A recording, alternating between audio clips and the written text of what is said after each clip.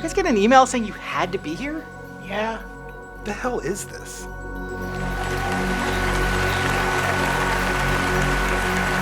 Thank you. Thank you. Thank you so much for coming out.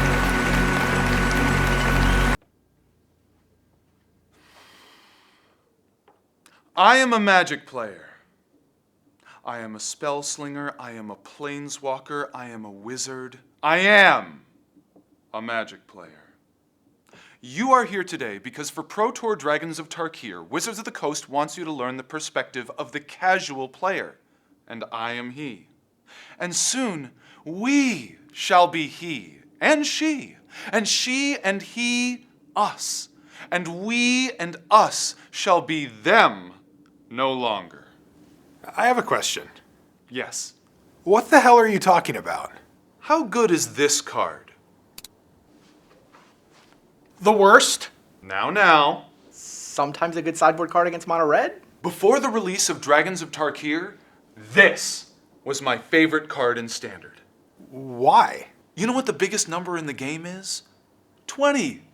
And when you make the biggest number even bigger, you can't lose. You can definitely lose. There's only one thing in Magic sweeter than gaining life. Dragons. Why? Why do we love them so much? Let's look at this helpful acronym. Dragons are really sweet and awesomely good at breathing fire on stuff, no matter what the stuff is. Yeah. That's just... Wow. I know, right? Okay, so casual players like big spells, competitive players like efficient spells. This isn't news. But how does it affect us? How does it affect the Pro Tour? Let me tell you a story. You might have heard it before. A young boy trades a mint condition set of black bordered dual lands for 4 crawworms and a Shivan dragon. It was the greatest day of his life. Forgoing tournament halls entirely, his sweaty palm shuffles and dirty living room carpet added a loving crustiness to the unsleeved cards. We see an acceleration in global warming in every year that organized play expanded. Coincidence? Maybe. Let's see what Malcolm Gladwell has to say on the topic. A virtual, proactive framework to innovate and pivot the vertical platform for value-added branding engagement and to move forward in the global age of the Timmy Spike digital divide. And that is how you make an ocarina out of a bell pepper. And oh, my dear spiky friends, beware. Timmy's dragons have hatched from their eggs, and we are coming for your match wins and your top 8s and your trophies. You are not safe. Be afraid. Any questions?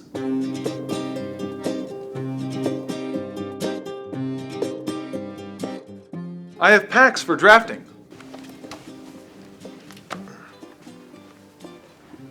I'll just need you to fill out this program evaluation form so that we can improve this experience next year. Where are you guys drafting? Can I come? I won't read every card, I promise.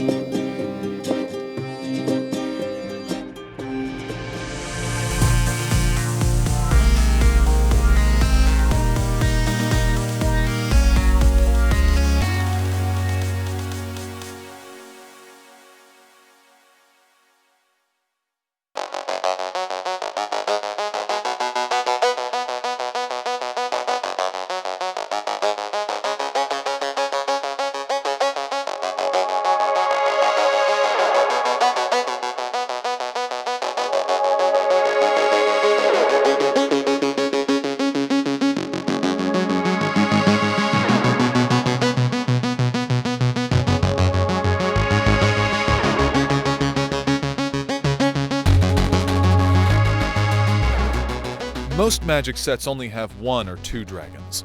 This set has 26. Here at Pro Tour Dragons of Tarkir, the really smart, good players are gonna summon dragons. It's awesome for spikes and casuals. I'm here with the original Dragon Master, Brian Kibler. You're obviously a very competitive player, you're Pro Tour stalwart for many years, but is there a side of you that also just enjoys like the pure fun of doing cool things with Magic cards? Yeah, I mean, I like to win, but I also like to win in dramatic fashion. It's a lot more fun to crush your opponent with, an Armadillo Cloaked Breath the Awakener it is to like attack them with a Jackal Pup. They're very different sort of visceral experiences, and I mean that's a big part of what Magic is like having cool experiences, creating cool moments and cool stories, and that's something that dragons do. Dragons are part of tons of stories in mythology, folklore, fantasy, and they make for great stories in Magic too. So I'm here with Titus Chalk, who is a novelist who wrote a book that encompasses the entire history of Magic, but you're also a very dedicated Magic player. Can you tell us whether you've tried or dabbled or, put forth effort into a very competitive format? As much as a sort of slightly casual old school player as I might be, there is like a hidden spiky side, and as much as I love, messing around and making sort of rogue vintage decks or oddball commander decks, part of the aesthetic of deck building is that the deck actually has to be able to win, because you're not going to be able to get to do the cool thing that you're trying to do if you're not winning the game. So sometimes, when I'm playing my weird whatever deck, the feeling that like, oh, maybe I should be taking this more seriously, maybe I should be playing the best deck, maybe I should be winning a bit more, does sort of exist. And then I think, yeah, maybe I should be grinding away, trying to get like the pros here. All right, I'm here with Ben Hayes, who is one of Magic's game designers. So let's say you're on a desert island for the rest of your life, and you can have one play group. Is it the super spiky competitive draft group that you're just grinding drafts all day long, or is it the let's sit around the beach, enjoy a cocktail, and play Commander kind of play group? Yeah, so I would have both, I guess, because I'm lucky enough to... No, you can't answer both. You have to choose one. I'm putting you on the spot right now. I guess I would take a more casual group. It's pretty close, but I think like Desert Island, if I really had to, if this was like my only entertainment, right, like, and I'm like hunting and fishing and stuff, and like doing all these really engaging tasks, then I'd probably, when I'm done fishing and like cooking rats and things, I'd want to come back and just kick back and probably play some pretty casual things. I would definitely eat rats with you and play Commander. What are the qualities that you notice as a spectator in these Pro Tour players that you think sets them apart from a guy who plays more for fun and epic plays like you? Oh, the focus is intense. I mean, that moment when everyone sits down and starts drafting in the first draft at a Pro Tour, you could hear a pin drop, and you could cut the tension in that hall with a knife, and to know that people have worked so hard and it all comes down to one draft or one day of constructed, it is really incredible. That sort of discipline to be that focused on the game and to not be distracted and to not just be able to shrug it off and go, I had fun. I mean, I think that's an important thing that people shouldn't lose sight of, but to really go for it, and to really have that hunger, it's really, really impressive. And I think all the players who have made it here have to have that if they're going to compete at the highest level.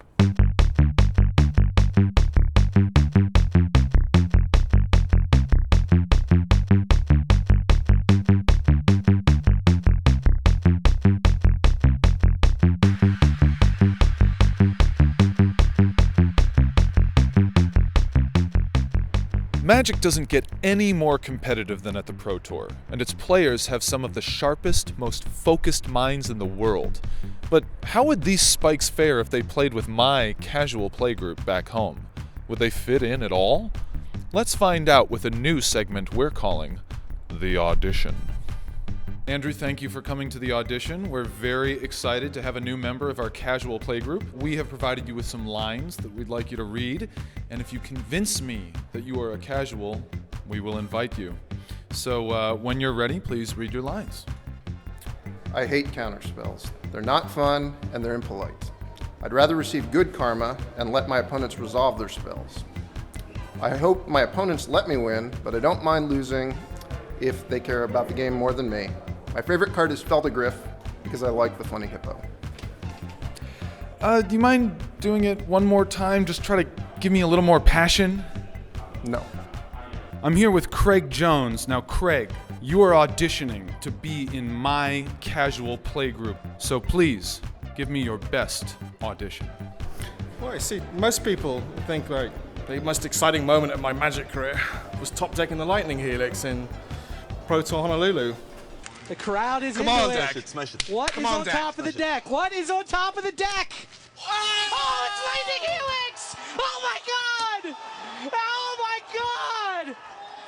Craig Jones is through to finals! But, I mean, honestly, it's just a Pro Tour. That's fine. But, I really loved it when my friend gave me 36 squirrel tokens with an acorn catapult in Emperor. That's real Magic. Forget the burn spells. Squirrels. You've successfully convinced me that you love squirrels. Congratulations, Craig. You are a casual player. As a token of our appreciation, my playgroup presents to you a green nickel bolus.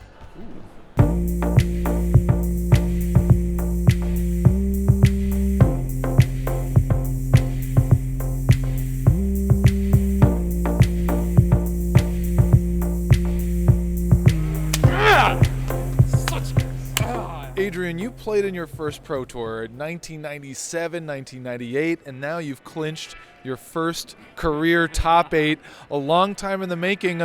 When you look back on your whole Magic career, how would you describe the ride that you've been on? Wow, I'm actually getting really verklempt right here. Ecstatic. This has been a long time coming. I've been wanting this for a long time. I've put in a lot of work for this event, for some other events. This means the world to me.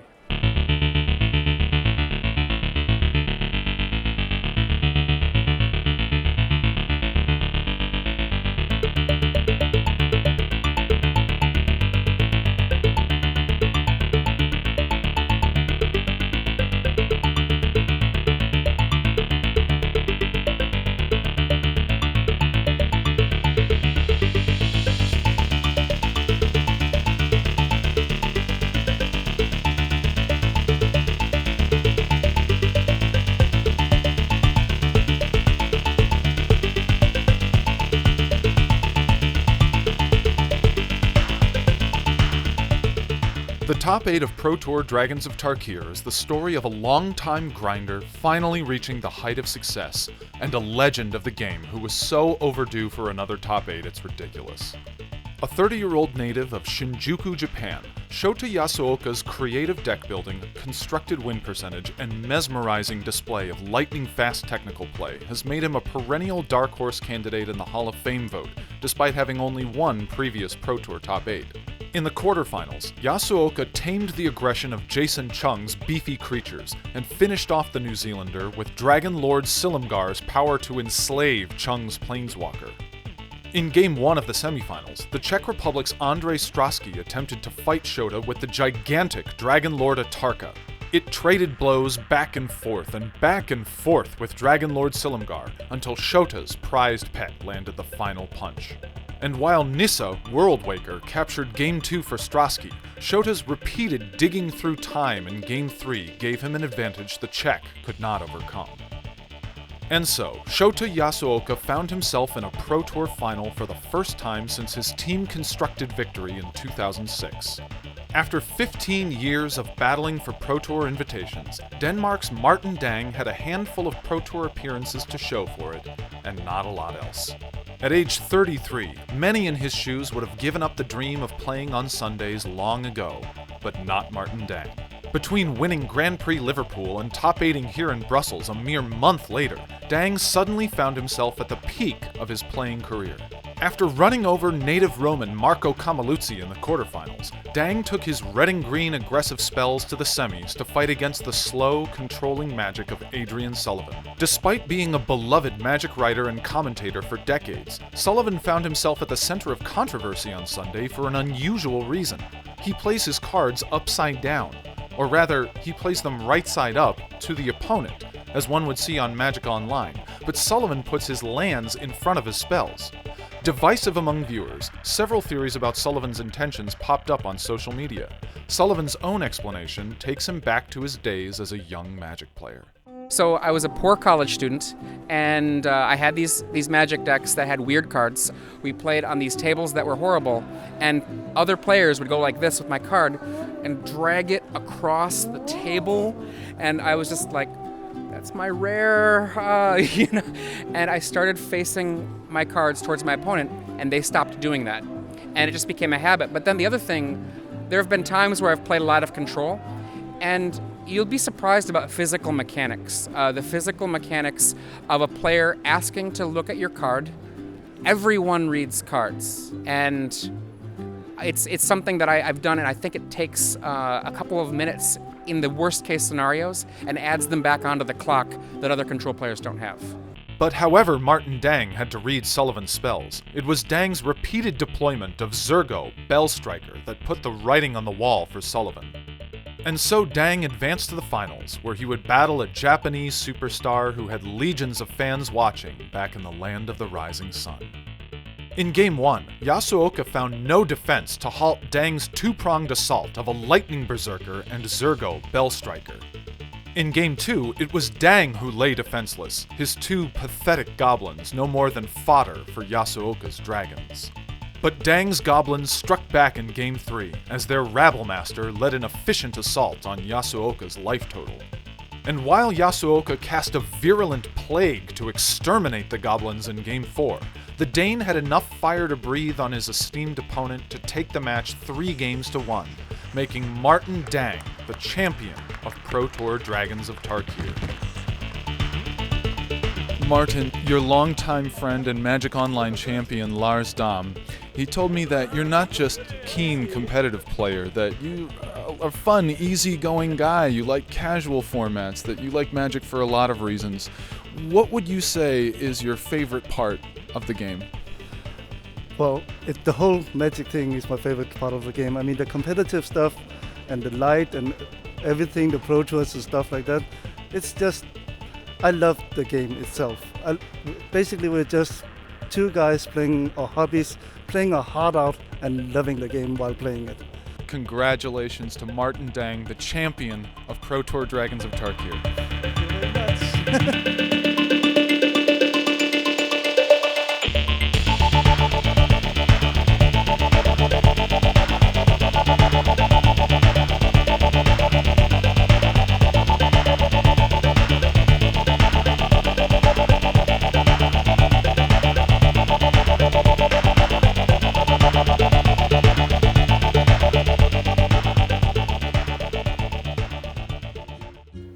Tell you how impressed everybody at Wizards of the Coast is with your ideas. Your speech was exhilarating. You're welcome. I've been authorized by the board of directors to offer you the position of Chief Executive Visionary. Our CEO would report directly to you. I'm flattered, but my answer is no. The fate of Magic is fantastic beyond our wildest dreams. I am no more than a harbinger of its arrival. But my mind belongs to the dreamers in the ether between worlds. My place on Magic is on all planes, and none. Plus, I just accepted a job as Mark Zuckerberg's spirit animal. Good luck! Rosewater, it's Purvis. We got Zuckerberg again. There's only one other option. I'm the Ocho. Speak to me.